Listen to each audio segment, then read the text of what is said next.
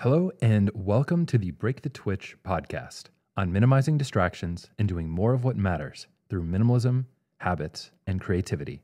I'm your host, Anthony Ongaro. In this episode, I chat with my good friend Patrick Stephenson, a copywriter, Minneapolis biking icon, and the founder of the global biking movement, 30 Days of Biking, that happens every year in April.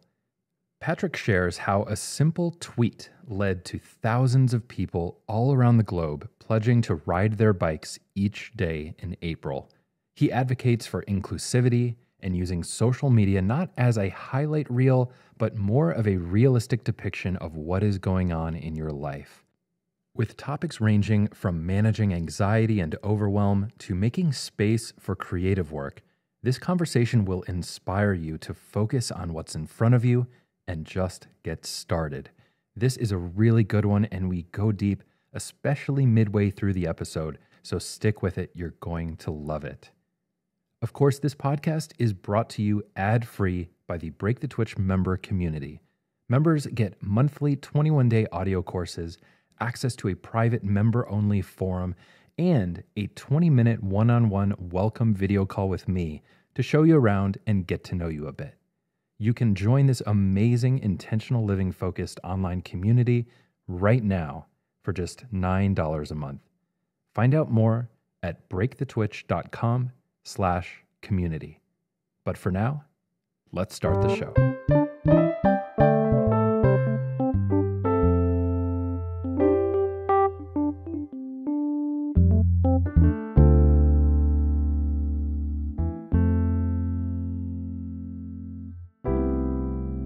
I will start off by saying that I'm grateful to have you here with me today. Thank you for joining me. Yeah, you bet. I'm grateful to be here too.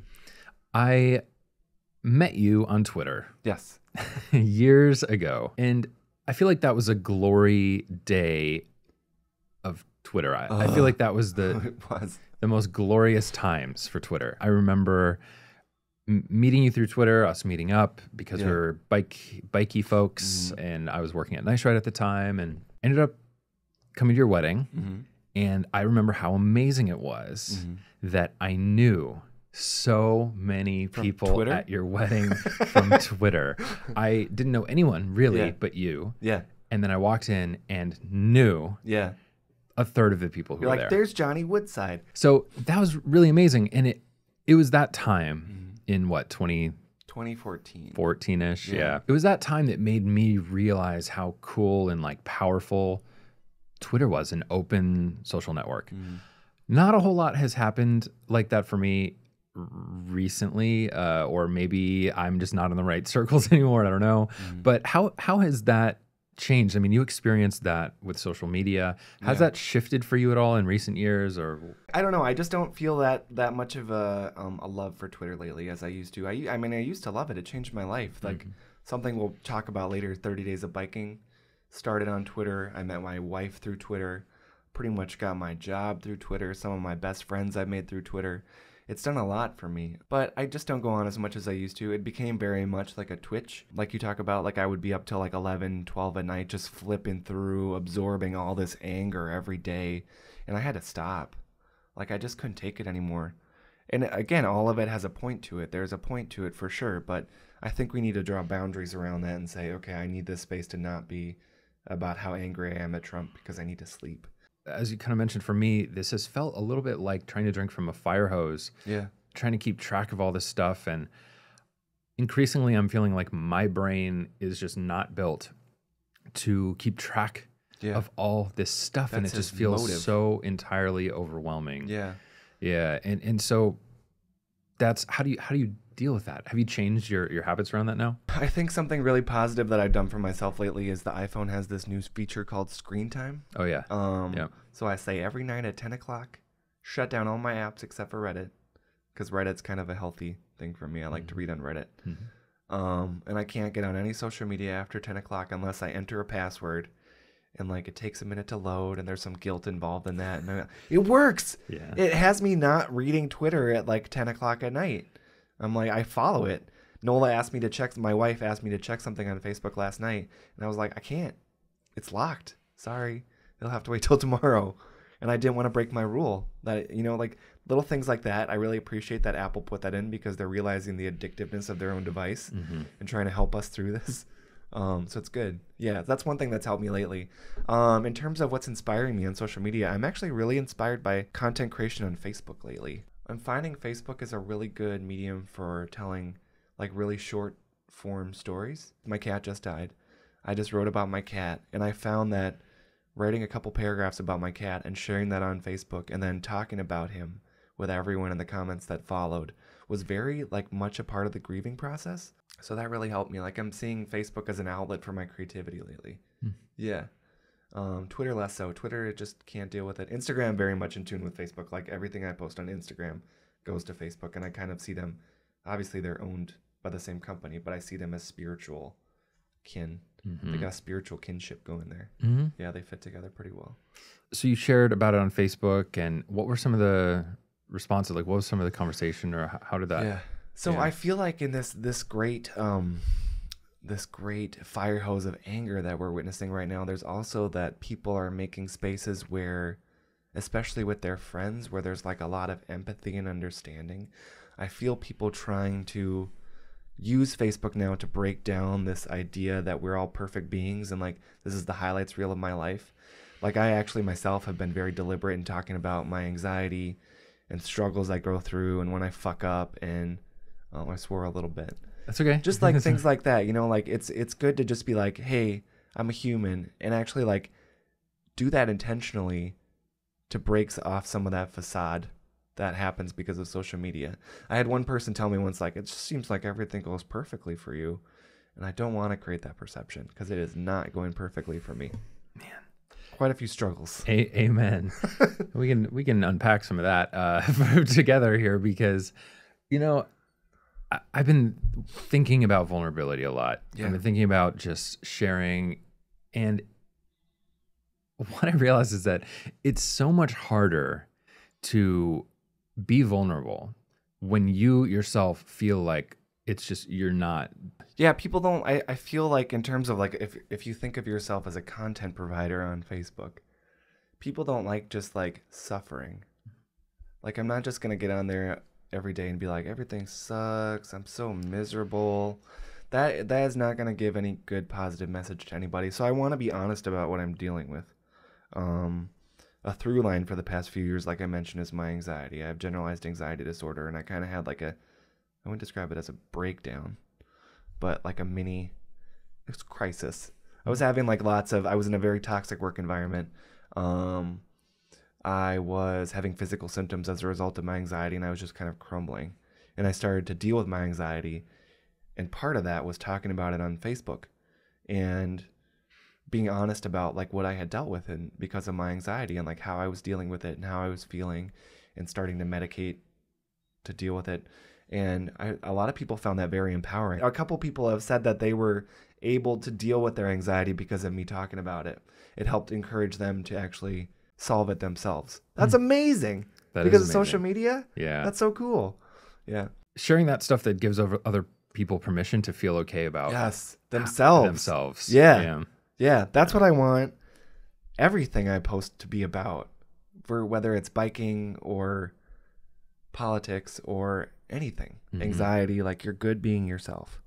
Yeah. So if you wouldn't mind sharing, what are some of the ways that you've been learning to direct this and cope with this, and what are some of the changes you've implemented? Because I know that this is a very common thing. So I think a big part of it was just getting out of that toxic environment. It was an environment that didn't work for me as a workplace. So I think a lot of it was there. It was a very fear-based environment that made me feel in danger when I went into work every day for very legitimate reasons. And then also my anxiety was situational there. And then also I've had anxiety my entire life where I just feel overwhelmed by stimuli, and I get to a point where I just can't deal with stuff. Like I'll be in an environment where I'm surrounded by people and I cannot focus on the person in front of me because I'm just trying to take everything in. So that's a big part of it too. Is like I think maybe it's even like a attention deficit disorder type of stuff where I have trouble focusing and being present. So it was a combination of those things. Like I've had anxiety for quite a long time. I used to have some agoraphobia mixed in there too. I didn't even really go out of the house when I was a teenager.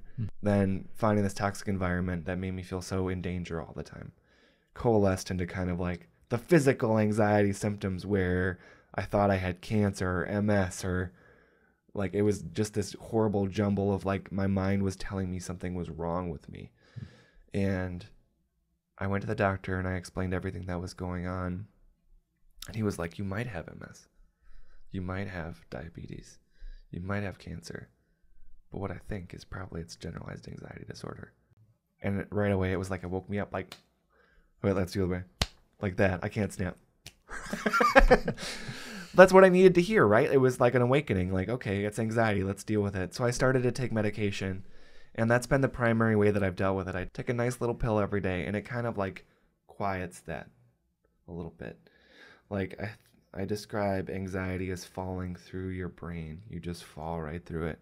You cannot control your descent. And taking medication kind of gave me a platform to land on. And that has really helped me be present and focus. And it's kind of helped me step outside of my nervous thoughts sometimes, and just being like, this is the actual physical reality that surrounds me. This is what I have to deal with right now. I can take this on one step at a time. Here's what I have to do. So escaping toxic environment, huge. Got out of there. Medication, great. And I think just being more about giving myself time to just sit with things. I used to be someone who would overschedule my life. Now I'm very much the opposite. I underschedule, maybe too much. I don't fill my life with as much stuff as I used to. And that's helped me be like, wow, after this, like after our meeting today, all I have to do is go and write for the rest of the day. And then I'll see my baby. And then that's good. Like that's enough for the day, right? I don't have to like run around and do a million things to be satisfied. I feel satisfied just doing one thing after another and then going to bed. Thank you for sharing that, by the way, about what you've done and how things have changed. And Hell yeah. I know you have been super involved in lots of different things, initiatives, which we'll definitely get into later. But I'm curious, what caused that shift? How did you really make that happen to where you found satisfaction with less? I mean, that's literally what I'm hearing. I think I just got older and more tired, Anthony. Seriously. Aren't we all? Yeah, I mean, like, there's just a point where you're like, I can't say yes to everything anymore. And I was very much, like I said, I was very agoraphobic when I was a teenager. So when I came out of that shell, I was very much like, yes, yes, yes, yes. Life is amazing. I want to do everything. I want to run into random people. I want to go to every concert. I want to go on these adventures and like skydiving and test myself and like push myself into these new boundaries. And I was like, I just got tired. I'm slowing down. I'm 35 now. I kind of gotta just slow down a lot. And I'd like to say that there was a lot of intention behind this and say, yes, I had a plan in the way I did it so I could pass these lessons on to everyone. But I think just the fact that I was getting older and I just I hit a wall in terms of what I could do. People were getting left behind. Like my wife was getting left behind with everything that I would do too. And now I feel like I'm getting a lot more quality time in with her too. And then another fact is that we had a baby a year and a half ago. So, I mean, this is a literal life form that you have to take care of. And you have to be there at 6:30 to put her to sleep. She needs you. Yeah. She loves me. She walked me to the elevator today when I left, and she started crying when I was when the elevator doors closed because she didn't want me to leave. Like that's my baby, right? So I think it was about reprioritizing. I think it was about reprioritizing less things that are of the moment right now and sparkly and shiny in front of me, like bouncing from this to this to this and wearing myself out, because I would wear myself out even when I was really busy, and just focusing on things that are really meaningful to me and investing in those things instead. I was going to ask, what are those things for you? Yeah, I mean, obviously my family. I love my family. I've been really into being a dad. I try to make as much time for our baby as I can. Her name is Iskra. She's really cute. I think, focusing on my relationship with my wife and just being present for her, being present for my family.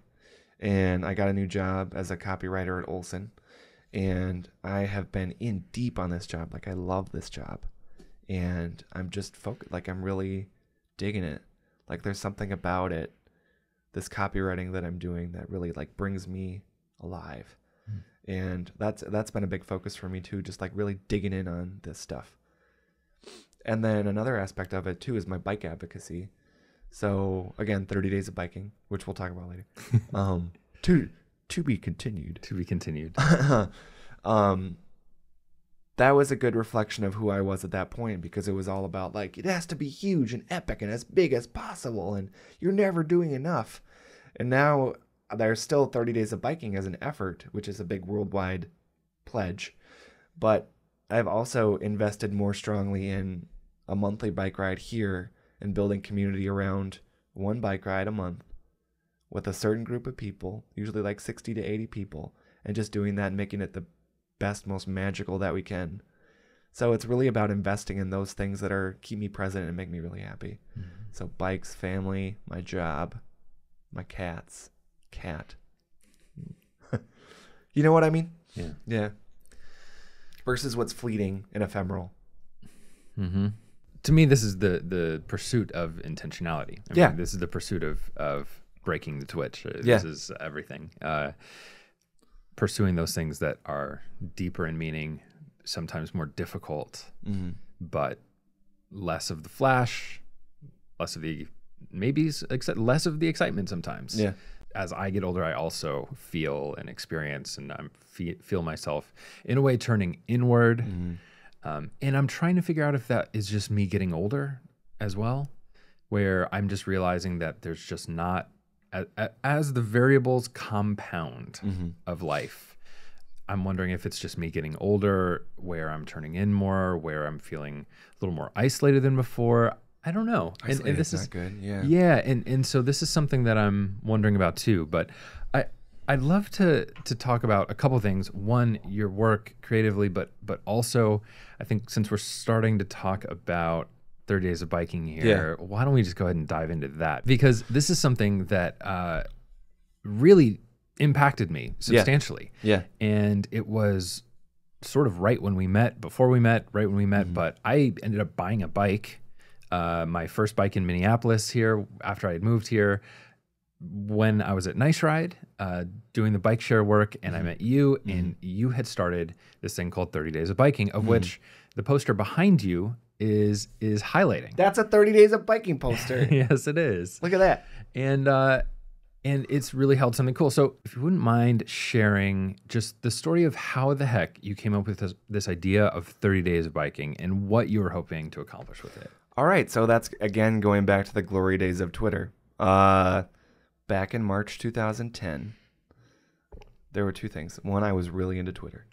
Two, I was really into biking. I had just started bike commuting into work, motivated by my friend Zachariah Shop. So we had created this hashtag called Winter Viking to kind of tie together all of our adventures.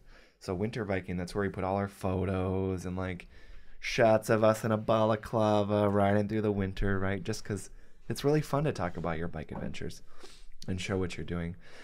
So that spring, we were like, we need another hashtag. And it was kind of like the process of ruminating on it. What hashtag is going to tie it all together, blah, blah, blah. So it just so happened in March, a friend of mine named Liz Bastian was doing something called 30 Days of Yoga. And I was like, yoga's great. I'm not really into yoga, though. How about 30 Days of Biking? And it was just a lark. Like, I just tossed it out there like you do on Twitter, just to toss out an idea. Twitter is a very creative space, I think. And it just so happened that the very next month coming up was April, which was 30 days. And it was a really beautiful spring. So I was like, why don't we do 30 Days of Biking in April? Let's start it on April 1st. And this was like March 24th, I think. So it was like a week away. And Zach jumped in on it with me, and we started promoting it. And we were like, if you want to do 30 Days of Biking, just say you want to do it on Twitter. And we started to build a list on 30daysofbiking.com. Somebody jumped in and bought 30daysofbiking.com for us. We started to build a list there of everyone who wanted to do it. It was like 300 people that first year. And then it just blew up, like, as an idea, this nice, simple concept. Okay, so here's the concept. We bike every day, at least once a day in April, and we share our adventures online with the hashtag 30 Days of Biking. That's it. Like, that's kind of it. And you make the pledge. You make the pledge to say that you're going to do it online. Share your adventures online and bike every day. So again, this idea that I want to make it okay to be who you are and just do things your way. 30 Days of Biking is trying to be inclusive to every type of rider. So you could ride around the block. You could ride 100 miles. You can do a charity ride. That's a Grand Fondo. You can literally bike around your garage, and that counts for 30 Days of Biking. The idea, though, is that you won't be able to stop at riding around your garage because that's not enough, right? You get on your bike. We get you on your bike, and then you're like, I want to go farther because it makes me happy. Yeah. So then you do. And as someone who was already biking a lot, I was like, this pushes me even harder. Like I've done so much biking in April. Like I've done my most mileage ever in a month as a result of doing this pledge, because you want to push it. It's like the way that the holiday season feels like this has this magic embedded in it, like Christmas. Like the whole Christmas season leading up to it, it's like everything sparkles a little bit. Like you got some Christmas carols and Santa, and everyone has like their sparkly trees. Like it just kind of has a vibe to it, that gives you a collective feeling. And I feel like 30 Days of Biking on Twitter does the same thing. Mm-hmm. So you'll click on that hashtag and you'll see posts from all over the world. The same is true on Facebook too. We have a group there that has 1,000 people in it, and a page that has like 12,000 people. And Instagram, same thing. You click on that and you'll see people from all over the world who are riding just like you. And it's inspiring. Like it's a collective movement that we're all in together. It's literally collective movement. Join the movement. And we're sharing our stories and sharing our adventures. And it's been a really meaningful thing for a lot of people. Mm-hmm. Yeah, me included. Myself included. Yeah. Yeah. Pow. I had never bike commuted in my life. Yeah. I maybe rode a bike for enjoyment, to get around before I had a car. I rode a bike to just ride a bike. Mm-hmm. When I lived in Ann Arbor in Michigan, where I grew up. But I didn't bike commute. I did not see that as the thing. Yeah. And when I did 30 Days of Biking for the first time, I had just bought a bike because I was working for a bike company. Mm-hmm. I was living in downtown Minneapolis, and the commute was 5 miles down the river road. Yeah. So it's a great ride. Into Longfellow, right? Yeah. Beautiful ride. And I think I lost like 10 or 15 pounds in 2 or 3 months of just going to work. It was awesome. It was pretty amazing. Yeah. It was pretty amazing. And my commute got much flatter and much shorter once we moved to this house. Yeah. But that's beside the point. So I took it upon myself to not ride the bus because at the time, Amy and I just had one car. She was driving it to her job, and I was just taking the bus. We lived downtown. We were walking everywhere. It was really easy. But I was taking the bus, and I made that change that April. Yeah. And it was that simple thing, the idea of doing something for 30 days in a row. Yeah. And just checking that box. Yep. That changed my entire mentality around how I could get to work. Yeah. It fundamentally shifted and influenced a lot of my beliefs that have become what I talk about here on Break the Twitch and what I have learned and share. That's amazing. It's crazy. Yeah. Just from this one thing. So I should say thank you for that. And I just think it's such a powerful thing, especially in community. Yeah. Right? Yeah. So literally collective action. Yeah. Collective action. Yeah. And this is one of the things that makes the internet beautiful. That the I think it's 30 días de biciclando, or like a bici. 30 días en bici. In bici, yeah. In Spain. Yeah. The movement. Spain has really taken a hold of it. Yes. Yeah, so there's someone in Spain named Carlos Rodriguez who I think he started riding with us in 2013. As just one guy, and then he has turned it into a full-on movement there too. Like there were more events in like Barcelona this past year than there were in Minneapolis, the founding city of 30 Days of Biking. I'm like, God damn, that's amazing. Yeah, that's like incredible. They have humongous rides there. There's a big following in Belarus, and a lot like Eastern Europe loves 30 Days of Biking. How does it feel to see this baby, this thing that was just an idea that you tweeted about, become something like this over the years? It's mind blowing, dude. Like to see a news report from, was from Belarus, where there's 300, 400 people gathered with a spoke card in their bikes that we designed here in Minneapolis, and they're riding in the rain together because of some tweets that we posted. It's insane. I'm getting chills. I know. Yeah. And like they're talking about it in a language that I don't even understand. I feel like the human brain is not capable of processing that. I don't know that it ever was intended to. It's almost like a mixture of awe and just like, I can't believe it. And also like, okay, keep going. Just we got to keep doing it then. So that concept, the idea even of thinking of a thing. Yeah. And putting it out there is an act of, to me, an act of creating. To me, this is such an important aspect of the pyramid of Break the Twitch, the pyramid of life, the framework. Do the smallest thing. Yes. Just get started. Yeah. Just put something out there. Yeah. Create. Well, what's the concept in your book called? Like the minimum viable action? Or? Yeah, the MVA, the minimally viable action. Yeah. Like that's very much what 30 Days of Biking is all about. Like you can just ride around the block. And if that's good for you, that's good. I mean, for some people who can only ride around the block, who are recovering from surgery or an illness or have something they're dealing with, like that's what they can do. And that's fucking amazing that they can do that and get out there and bike a little bit. Some people might sniff and be like, around the block. That's not what we're about, though. Like, we're not competing against each other for distance. And I feel like that's a big problem that the bike community had, is that it was very much that toxic masculinity feel, like it's all about wearing spandex, and nothing against spandex, but you have to have this. There's a certain way of doing it. There's the Veluminati rules or whatever. Like, there's a bunch of people who are setting the rules for how you should be a biker. And that stuff is BS. Like, that's not real. Biking is for everybody, and that's what we're saying. So whatever you can do is good, and that makes you a biker.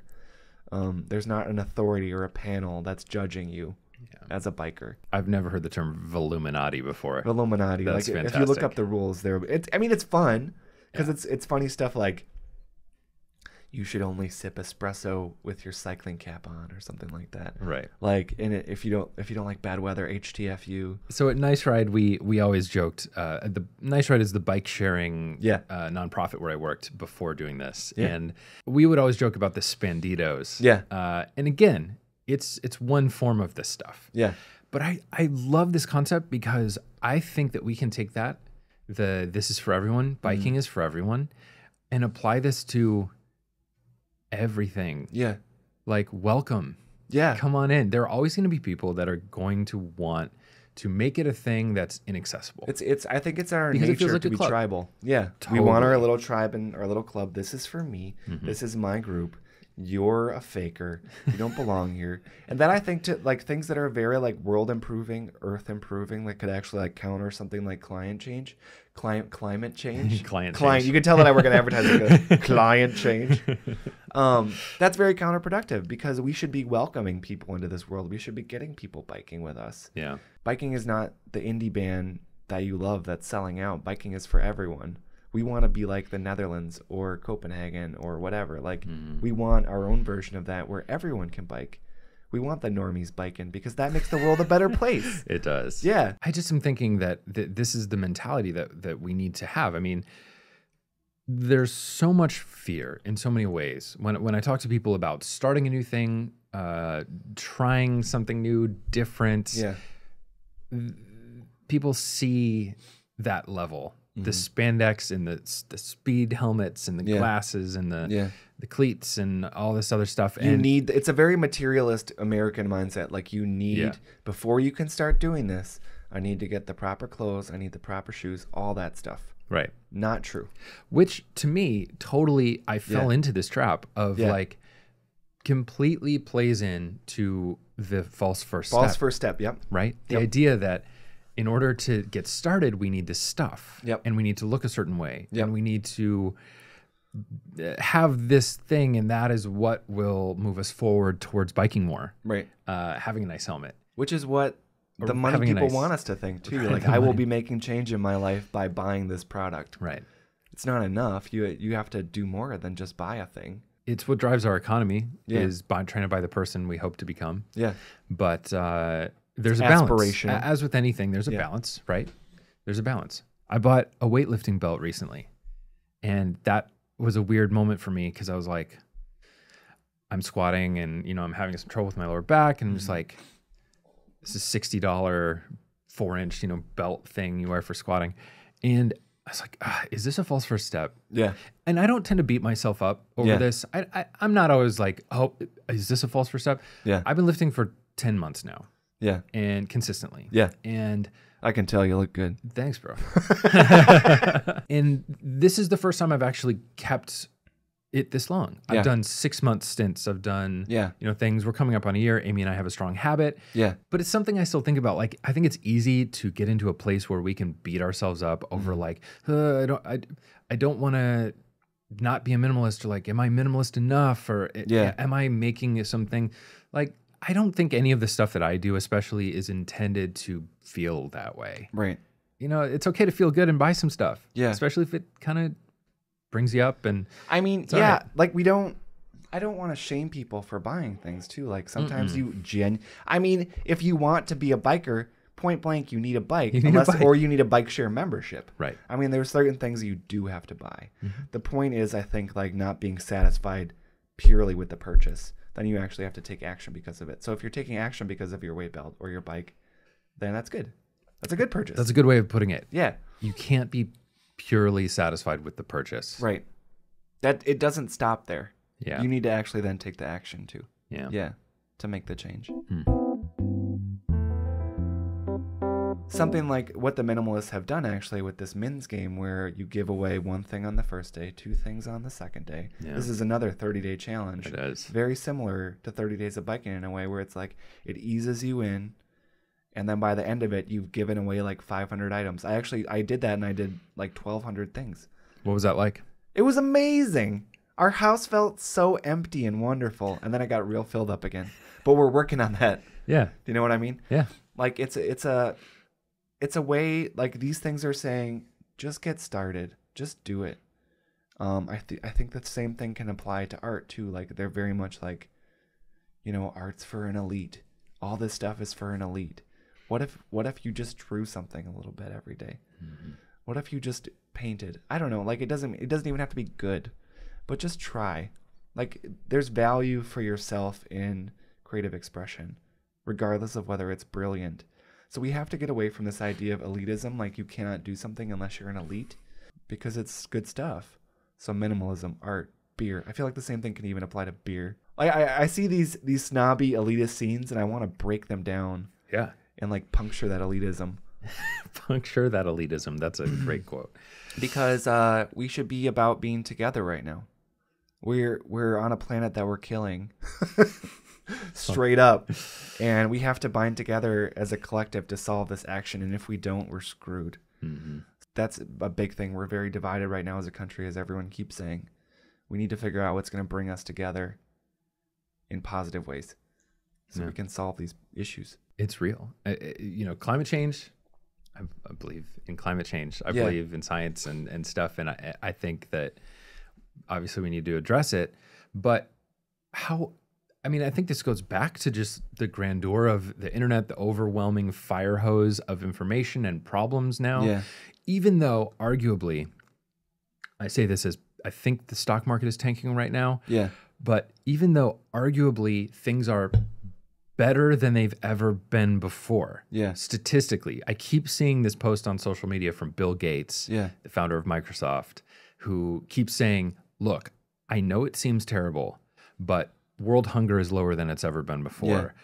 Crime is lower than it's ever been before. Mm. All of this data that says things are better, but why does it feel... We have a variety of monsters up in our face telling us things are bad, whether it's 24/7 news or social media or...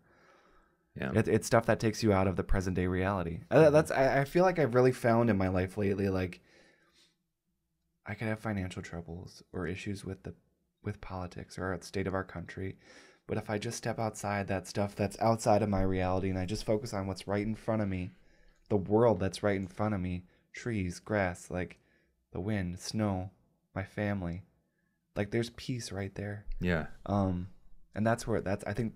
Right in front of you is where you can find some release from that shit that we're being attacked with every day. I just felt like my shoulders come up when you said that. Yeah. To me, I agree fully in that our circles of influence have grown massively in the last 10, 20 years. Yeah. Just the number of things that are influencing us on a day-to-day basis. let's think about the 50s to 60s. Now, there are a lot of issues, right? There are problems, civil rights, women's rights. There are a lot of core issues, especially, in the US, around the world. But let's look at generally the levels of media and influence. Yeah. You might listen to the radio, and the family would sit around the radio, listen to a story on the radio. That's one influence, right? Yeah. You wake up in the morning, you get breakfast, you have your kids maybe you don't, but your life partner, whoever you're with, limited. Just a few people to be like, hey, have a great day. Yeah. I hope you have a wonderful day today. Yeah. You're off driving to work, maybe listen to the radio a bit. I don't know. Yeah. I could go through this through the whole day, but you get the point. It's like 5. We have a few coworkers, we have our family, and we have a friend. Maybe we grab a beer after work. It's the things you can invest in right in front of your immediate Just space. so there. Yeah. And now it's like, I know what's going on everywhere. Yeah. And all of these things are now affecting the things I cannot control are feeling like they're affecting the things I can and my ability to change the things I can because of the overwhelm of this stuff. And so I love what you said just about these things, because that to me is minimalism. This is intentionality. This is focus on what's right in front of you. That's been a good solution for my anxiety too. Just focus on what's right in front of you. Yeah. Right now I'm focused on just talking to you. Yeah. That's everything. That's what I love about these. Yeah. I love these conversations because it's a small room. The cameras are on, and it's just right here. Focus. One thing. It's all you need. I think a big part of minimalism is just getting rid of the stuff, but it's also, just focusing on what's right in front of you. Yeah. And that really helps me too. That's my minimalism that's worked for me the most. Love it.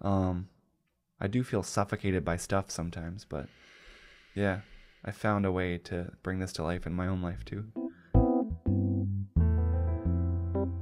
Let's talk a bit about your work, your creative work. Yeah. I remember when we first met, you were working as more of a technical copywriter or a technical editor. I was a proofreader. I would sit down and find mistakes and everything all day, and there was a lot of focus on that too. I found it very enjoyable, and I did that for about 5 years. I worked in 2 advertising agencies in Minneapolis, and then at a certain point I just got bored with it. It wasn't enough anymore. I had all these side projects on the side, and I really love writing, so I just decided that I was going to change my career to being a copywriter. And that's when I transitioned over to Minnesota Public Radio and decided to become a copywriter. And I was the sole copywriter on staff there. And I got to work on a whole bunch of different clients and do all kinds of different writing. And it was great, to do that kind of writing. It did give me a lot of training in being a copywriter. And now I've been a copywriter now for 5-6 years, something like that. 6 years, yeah. So now I've actually been a writer longer than I've been a proofreader professionally. I've had writer in my job title. I still can't believe that. That's great. That's amazing. How did you make that transition? Were there any particular steps you took to move into that similar but different field? Well, I had a lot of good samples. I've been writing professionally since I was 19. So I had a lot of samples built up. My writing when I was 19 was horrible. It was bad. I'm like, why did you publish this? But I've been paid for my writings for quite a while, so I had a good background for it. And then I had the writing that I had done for my side projects. I believe that I had done some writing for Nice Ride once. I wrote a newsletter email. There had just been pieces and bits and pieces here and there that I could then pull together. I had been a blogger for Groucho Sports about biking. So I had a lot of samples there. I had some feature articles and city pages, and I had writing all over the place. So I kind of pulled that together and built up a portfolio and pitched that to that employer. And that was enough to get me hired and start me off as a copywriter. And I kind of had no idea what copywriting was like. It was a big learning experience. There was a lot of insecurity involved, a lot of imposter syndrome. I was like, everyone still thinks of me as a proofreader. I'm a proofreader. They're like, what is this proofreader doing here? You know what I mean? I felt like I had been typecast, and I dealt with that for quite a while. And then something about leaving that job and then coming back to Olson. Now I'm just I'm a copywriter. That's it. That's who I am now. What changed? Just time. just experience, just getting beaten up by these assignments, like, and failing. A lot of failure. Not failure, but just like working in it, not working out, and learning. A lot of learning. Where like I've paid my dues now. Like I am who I am now, and I'm a writer. And it was interesting to come back to Olson, where I was thought of as a proofreader, and been like, yeah, I'm a writer now. And some people still think of me as a proofreader, which I saw very stigmatizing. But it doesn't bother me like it used to. Like, they don't see that as a stigma, actually. They just see someone who's like really good at grammar and punctuation. They don't see that as you can't write. So that was my own insecurity, actually, all along. That was driving that. My own typecasting. Was there a point when you discovered that? Or was it just an evolution? I think it was coming out of NPR and having that summer after leaving NPR to like freelance and really like spread my wings in terms of what I could do and break out of those NPR brands and like do social media for a bike shop, work on copywriting for a city council campaign, be a brand ambassador for a gym, be a marketing director for Nice Ride for a little bit. Just like it allowed me to say, you know what, I'm pretty good at this stuff actually. Like I've gotten really experienced at it. Being the sole copywriter at some place that has a variety of different needs taught me so much. And it taught me to focus on what I do well instead of what I do poorly. So that's good. Yeah. And kind of own my space as a copywriter. If there were aspiring copywriters in the audience here, what might you offer them in terms of advice for getting started in the industry? Just write. Just write some stuff. Like have a blog. Just take the smallest possible action you need. Don't think that you have to have an amazing portfolio right away. Just blog. Just tweet. Just do some kind of writing that demonstrates your ability. And then you can eventually build that into a portfolio or just not even a portfolio, just like a set of work. I've gotten hired off some Word docs. Like this idea, again, my experience is not universal, so maybe this is a requirement for other jobs, but I was not hired with a robust portfolio all put together. I just sent some samples over that demonstrated what I've done, and that was it. And that was true of my work from NPR. That was true of the work that I did before NPR, and that got me the job. I think it's just about getting started, just putting yourself out there and writing, and then finding a good outlet for your writing, and then eventually finding your way into copywriting. And that, I mean, like it could just be about applying to a job as a junior copywriter and submitting your samples. It could be about going to ad school and building your portfolio from the first day there. You just have to demonstrate that you can write to get a job in copywriting. Do you still write for fun, being that creative writing is part of your job now? And if so, what kind of writing do you like to do? I think the most I do right now is Facebook. That's kind of like my main creative outlet right now. That's not my job. So yeah, I mean, that's kind of sad because I miss being a blogger and I'd always had aspirations that I would be a novelist, and I still have that dream somewhere in my brain. But right now I'm like happy with the writing I'm doing every day at work. Like I put a lot of my creative passion toward that. And then also I have a lot of passion for about delivering my own unique life experience and sharing lessons and things I've learned and like what I'm going through. And I think that's a good creative outlet for me too, is my writing. I see writing as a tool. A tool to talk about what I'm going through and like promote what I'm interested in and that kind of stuff, and create a feeling of shared humanity. Yeah. And collective experience. Yeah. Yeah, we need that. I mean, I think that's what a lot of social media started out as opposed to now an entertainment medium. It was a communication tool. Right. Yeah, I'm more interested in writing as a utility than I am as like an outlet for creative expression. And I feel like there are creative aspects I mean, like you talk about utilities or techniques, like that's very much a form of creativity too. But I'm less in love with writing as like writing. Like I used to be about like have this mystique of the writer, you know? Writing I feel like now is just a conversation. Like I'm just talking to someone about what's important to me. And I feel like that's true on Twitter too. Like I'm just talking to someone, I'm delivering a thought on Twitter. It doesn't have to be a well-formed thought. It could just be like a sloppy thought. It doesn't have to be a joke. Just say, I just watched a movie. Like I'm just conversing with you. That's it. With writing. Yeah. That's how I see writing right now. Yeah. I like that. That's how I've actually come to see public speaking too, because You and I have talked about my nervousness that I had around public speaking, and I've actually come to really enjoy it, especially presenting at work. And a friend of mine said that she just views public speaking as a conversation where you're just leading the conversation. And that's a great way to think of it, I think. It's not like I'm dominating. I'm in the room and I have to entertain everyone. I'm just talking to them about what's important to me. I could have an audience of 100 people right now here, and I don't think it would change what I would say.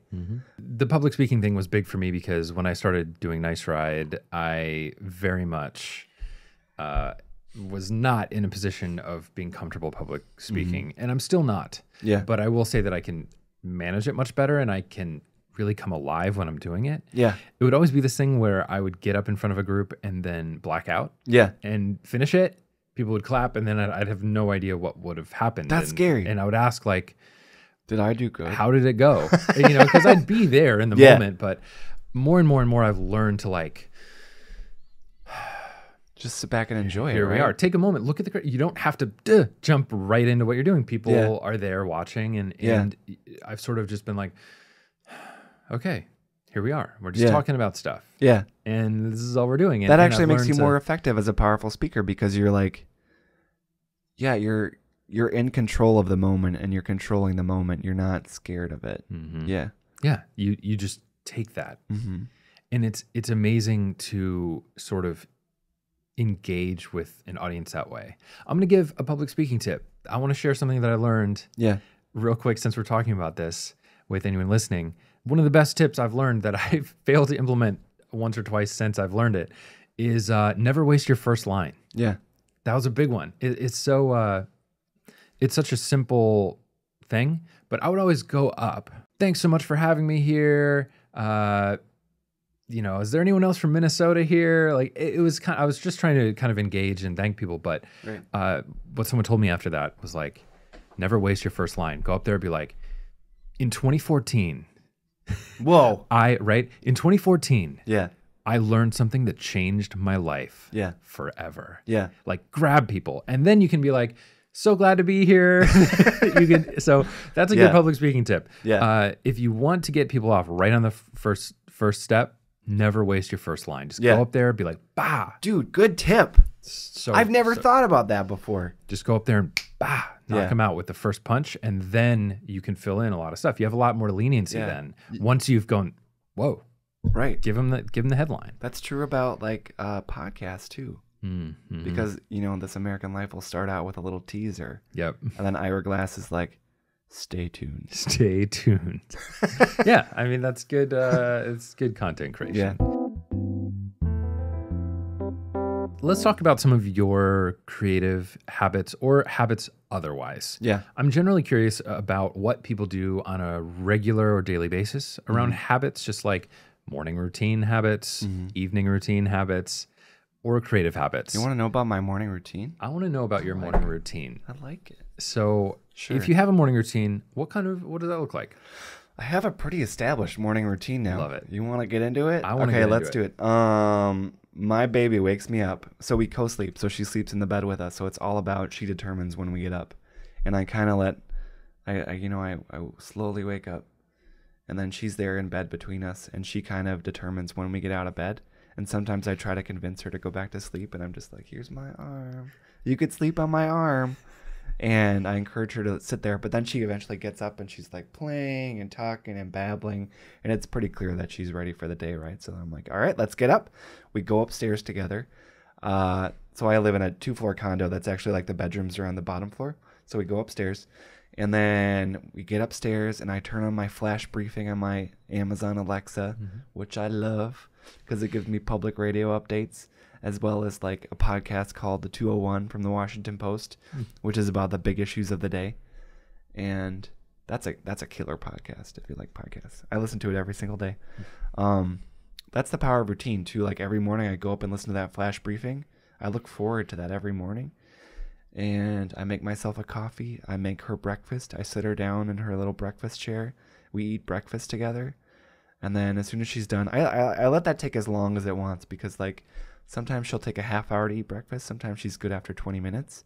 It's all about when she's done eating. And then when she's clearly done eating, she'll throw food on the floor. Or we've had her do this thing where she like rubs her hands together. Yep. So we're like, are you all done? Give me those hands. All done. I'm all done. And she's like, like does that grin face. And so we eat breakfast together while listening to the radio, basically. Listening to clips from the Daily Show and the news and the word of the day and the managerial tip of the day, which I have from the Harvard Business Review. It's very valuable stuff to me. Mm-hmm. And then once we're done with that, then I have to get ready to go and get dressed and get showered. And we brush our teeth together. And then we wake Nola up. And then I start my day and head off to work. And I walk into work, which is also a great way to start the day. The Alexa morning briefing, yes, is actually what inspired me to create the Break the Twitch member community, which is the reason that this podcast can exist. Yeah. And the daily audio series, which I was in LA visiting my friend, and he wakes up and goes, "Good morning, computer," because he calls his Alexa computer. Yeah. And it says, "Good morning, Phil. The weather today is this. Your commute is going to suck today," in different words. Mm-hmm. And then he's an IT guy. So it gave him this like IT type briefing of the latest information breaches and different things that he needed to be concerned with. That's cool. He specifically found some little briefing podcast that had this information in it every day. And I'm laying there on his couch in the living room, and I hear this going on. He's brushing his teeth. And I'm like, what if we had something like this that every morning we could listen to 5 or 6 minutes of an intention setting bit of information? And that's why we created the audio series that we release every month for the member community. Because I love it. Yeah. I think it's so cool to be able to just be starting your day, setting the tone, like getting the information you need. Yeah. I really love it. Yeah. And it's such a cool thing. I think it's going to be more and more and more what we're seeing people do. So that's that was part of my biggest inspiration. That's so cool that you do you do the audio kind of in the morning, listening, briefing thing too, and get that intentional time with your daughter as well. That's really cool. Yeah, it's time that I really love. Mm-hmm. I think more than any other form of content, that's the one that's inspiring me the most right now. Like, what could you do with a flash briefing? Yeah. You could give a bike tip of the day. You could give a intentionality tip of the day. You could give an educational tip of the day. Just like this, it's like we say that the most powerful things sometimes are the things you don't have to think about. The most powerful form of saving is saving that's just done for you. I feel like the same is true of the flash briefing, like content that's just pushed to me, that I make it part of like a set of content that I ask for every morning. That's the most powerful way for me to ask for content. Yeah. I don't have to think about it. I don't have to seek out the management tip of the day. It's just given to me. I love that stuff. And I'm really inspired by it too. What about creative habits? Yeah. How do you focus in on doing your writing? How do you zone in? Is there an environment you create for yourself? I think I just need to find a block. It's all about finding blocks of time. So, for example, I have to write from like 1 o'clock to 6 o'clock today. And it's about setting that intention and saying, I'm going to write from this time to this time. I like to block things off on my calendar and say, I'm from 1 to 5, I'm working on specializations, this project. And this is my time to do this. I have no interruptions. This is my space. I can go get coffee in the middle of it. But that's what really helps me, is just to sit down in that block of time and figure my way through, to give myself time to figure stuff out. And I think a lot of what helps me too with like particularly writing assignments is first I have to build the box. So for example, if I'm writing a brochure, I will first map out the brochure to like, we need a headline right here. We need a block of copy right here that's doing this. We need a little bust out headline right here that's inspirational, like kind of figuring out what the pieces are that I need to fill in. And then I figure out what to plug in there. And sometimes like that's a good first step in terms of creating something, is just to build that box and say, all right, here's what I need to do. And the very act of doing that reduces the fear, because then I see it less as like this intangible thing that's scaring me and more as like, just plug this in, plug a little hole in there, put a little block in. So you're essentially creating the blocks. I like that idea of blocks. Yeah. Yeah. Of figuring out when you're going to do a thing. Yeah. Sit down. Do you do anything physically? Like physically? on your desk, on your computer. I need my desk. I clean my desk. I need it as empty as possible. I'm not one of those creative people who's like, I thrive with a messy space. Yeah. If I like this right here, I find to be, I don't know if people can see this, but like it's a very empty desk that has very few things on it. I need this kind of space to do my writing. Physically, I can be surrounded by anything. I can be surrounded by people. I am every day. I'm surrounded by people walking around, having conversations. Like, if I have that space, the time that I need, and I have these blocks to fill in, and I have a space that works for me, that's clean, that has no dust and dirt on it, and is not filled with clutter, then I can work. I can work anywhere. I'm going to work in a coffee shop today. I can work on a couch. It's more about the time I give myself to figure things out than it is about my space or anything physical. Yeah, I wonder if I should do anything physical. Like, it should be like, all right, time to create. I'm going to do some squats. We were just talking earlier about how we always feel better When after moving, after working out in some way or lifting. For Amy and me, it changes our physiology, it feels like, or it changes just everything about our day. If we just leave and go lift or go on the treadmill for a bit and watch a video or listen to a podcast or whatever, it changes things. So I don't know. That's one of the ways I just shake it up. I think that makes me think of, that makes me think of two things.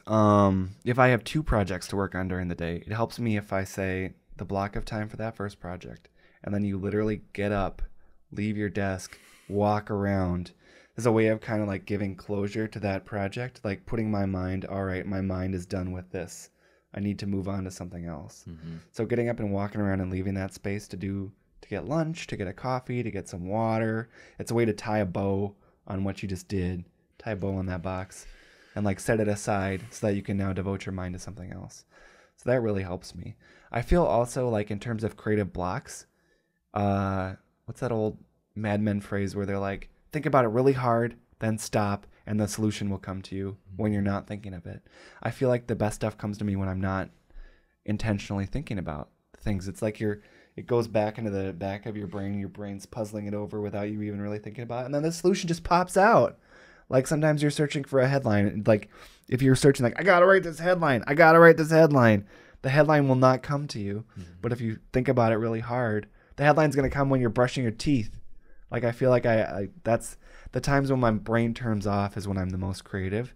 And like, again, when you're a physical like animal being, when you're outside hiking, biking, moving, that can be the most creative times because your brain is just set loose to do its thing and you're not doing a lot of stuff intentionally. Yeah, so I feel like biking is a good creative maneuver for me. Hiking is too. Yeah, just times when you can turn off the ego, super ego shit. Just be a being. I've recently rediscovered the desire I have to do physical work. To build, like, I built these audio panels or these sound acoustic panels and built the frames and covered them in fabric with some help with Amy. And like, I got into a flow state that I haven't felt in a long time. Where it was just, I was me, just had some music on and I was just plugging away. I had a process and it just felt so good. And increasingly I'm realizing that I need to have physical, I'm thinking like, what's a side project I can do? Like, I've always dreamed about like making lamps, designing and literally like welding and crafting different sorts of light sources because I just think that's fascinating. And I'm increasingly thinking about like, how could something like that be possible? Because man, I really loved making stuff and I really enjoyed it. And it reminded me, I used to do a lot more out in the wood shop before I did all this digital blog and video stuff. Yeah, that's creative expression too. That's putting your mind towards something, to build something. That's a very satisfying form of creativity, it sounds like too, because you have like an actual physical manifestation of what you've done around you now. Yeah, less echo. Like it's not just an intangible thing. It's like, here, look at this thing I made. So what are you looking forward to these days? I'm looking forward to times of more financial stability, and I feel like that's coming. So we didn't talk about this, but my wife is a stay-at-home mom, and I'm putting some good efforts toward giving us more financial stability. I want that for us. I want to be making more money, and I think those times are coming. I just got to keep working at it, build my client base up, get a promotion at work. That will give us some stability. So I'm looking forward to times of more stability. I'm looking forward to selling my place and buying us a house with a yard. so my baby can play in the yard. I'm looking forward to 2020 when Trump is out of office. I'm just, you know what? I'm even looking forward to the process along then, because it's clear that there's a movement now that is saying this person is not who we are, and we're going to stand up. Like, to see progressive politicians now and like the wide variety of women who just got elected to the House of Representatives, and that can be who we are too, not just this old white male who's a big whiner, is amazing. Like, there's progress coming right now. So I want to see this come alive. Like, I want to see what these Democrats are going to do, and not just to like get revenge with Trump, but just like prioritize like things that are really important, like healthcare and the environment, and not demonizing immigrants, which we are all immigrants. Yeah. So yeah, like I'm looking forward to that too. So over to your right, there is a bowl of questions. So these have been left by other guests on the show and some commenters on YouTube and other folks. So if you wouldn't mind grabbing that bowl, and we will we'll have you pull a question, and then you'll actually leave one of your own. If you don't mind reading it out loud and let me know who. If you could give advice to your younger self, what would it be and why? YouTube viewer Crystal. Oh, cool. Like I mentioned, I was very caught up in my agoraphobia when I was younger, and I was just very scared of everyone. Biking really brought me alive, and I wish that I had started biking more seriously much sooner. Like I say all the time, I wish that I had biked to college instead of taking the bus, because there's something about biking that just makes the world feel more alive and more understandable. You learn how to navigate it by yourself with your own body versus just sitting in a car. And that really gives you a good understanding of yourself. And I wish that I had attained that self-understanding much sooner. So there's that. I mean, like, the way I did it worked out well. Like, my passion for biking produced 30 Days of Biking, which introduced me to my wife, which became this like much bigger thing as a result of it. So if I had started doing that sooner, who knows who I might be right now.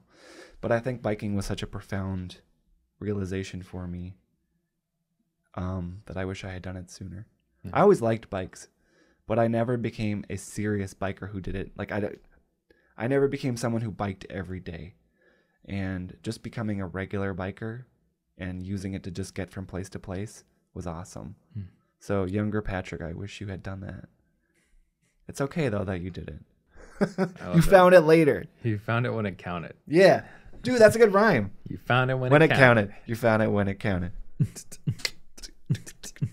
You found it when it counted. You found it when it counted. You found it.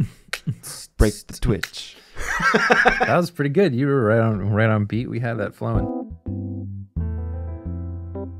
Patrick, where can people find you online if they want to follow up, find your work? Oh gosh. Find me online at facebook.com/patiomensch, PATIOMENSCH. I'm also on Twitter and Instagram and LinkedIn. And if you want to check out 30 Days of Biking next April, it's going to be at 30daysofbiking.com. Starting on March 1st, we'll have sign up. You can find me every month at the Joyful Riders Club, the second Thursday at Surly Brewing at 6 p.m. in Minneapolis. And find me at your local supermarket looking for salsas that are really spicy and biking around and walking and loving life with my baby. Perfect.